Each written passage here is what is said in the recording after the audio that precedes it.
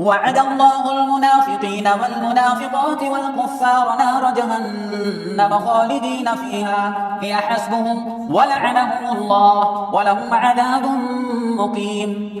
كالذين من قبلكم كانوا أشد منكم قوة وأكثر أموالا وأولادا فاستمتعوا بخلاقهم فاستمتعتم بخلاقكم كما استمتع الذين من قبلكم بخلاقهم وخذتم كالذي خاضوا أولئك حبطت أعمالهم في الدنيا والآخرة وأولئك هم الخاسرون. ألم يأتهم نبأ الذين من قبلهم قوم نوح وعاد وثمود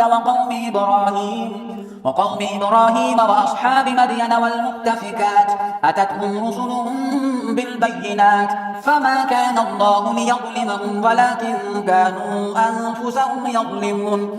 والمؤمنون والمؤمنات بعضهم أولياء بعض يأمرون بالمعروف وينهون عن المنكر ويقيمون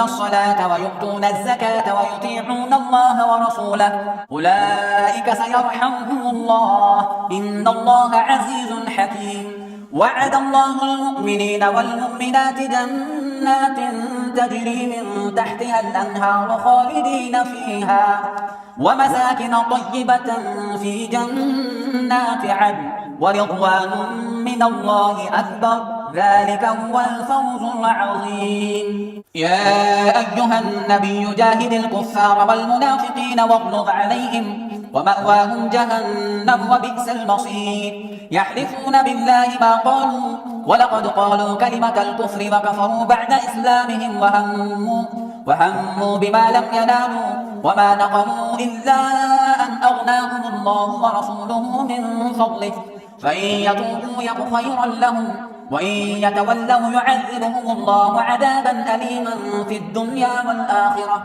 وما لهم في الأرض من ولي ولا نصير.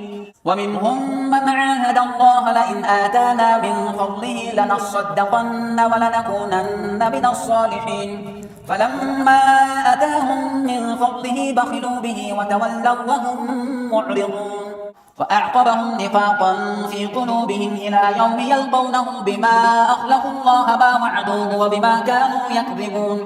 ألم يعلموا أن الله يعلم سرهم ونجواهم وأن الله علام الغيوب. الذين يلمزون المطوعين من المؤمنين في الصدقات والذين لا يجدون إلا جهدهم فيسخرون منهم سخر الله منهم ولهم عذاب أليم. استغفر لهم أو لا تستغفر لهم إن تستغفر لهم 70 مرة فلن يغفر الله لهم ذلك بأنهم كفروا بالله ورسوله والله لا يهدي القوم الفاسقين.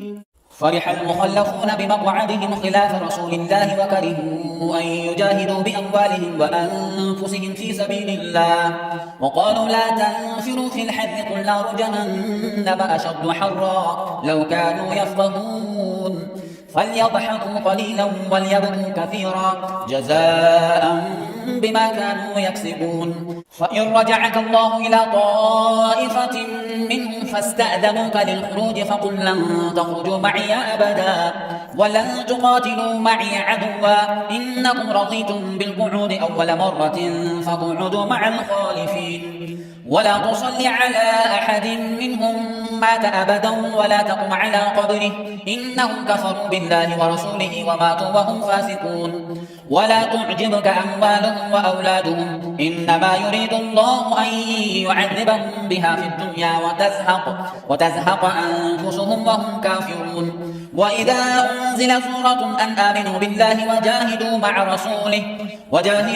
رسوله استأذنك أولو الطول منهم وقالوا ذرنا لكم مع القاعدين رضوا بأن يكونوا مع الخوالف وطبع على قلوبهم فهم لا يفقهون. لكن الرسول والذين آمنوا معه جاهدوا بأموالهم وأنفسهم وأولئك لهم الخيرات وأولئك هم المفلحون. أعد الله لهم جنات تجري من تحتها الأنهار خالدين فيها ذلك الفوز العظيم. وجاء المعذرون من الأعراب ليؤذن لهم وقعد الذين كذبوا الله ورسوله سيصيب الذين كفروا منهم عذاب أليم ليس على الضعفاء ولا على المرضى ولا على الذين لا يجدون ما ينفقون حرج